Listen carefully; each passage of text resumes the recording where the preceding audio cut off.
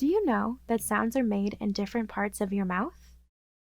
A, E, Think of bouncing the air at the right place in your mouth, like throwing a ball into a circle.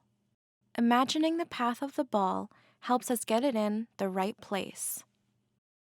The way you use your breath and vocal cords will produce different sounds.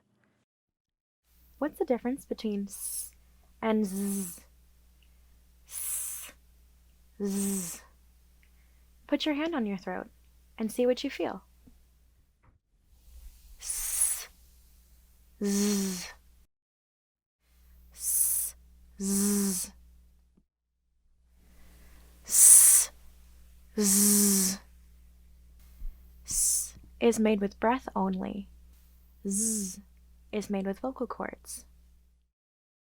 To get the sound right, you need to learn how to position your lips and jaw.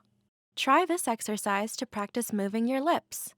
Ee-oo, ee-oo, ee-oo.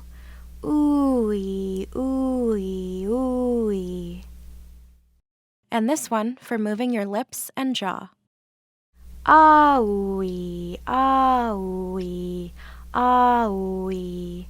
Ee-oo-ah, ee-oo-ah, ee-oo-ah. Now let's learn about the tongue muscle. Can you feel that when you say E, your tongue is tense? And that when you say ah, your tongue is relaxed?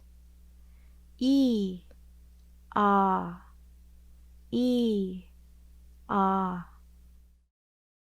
To begin to control your tongue, try to make your tongue flat and relaxed. Ah. It can be difficult because your tongue is not used to being told what to do. Ah. Ah. Where are the sounds made in your mouth? Let's start with front and back sounds. Ah, ah.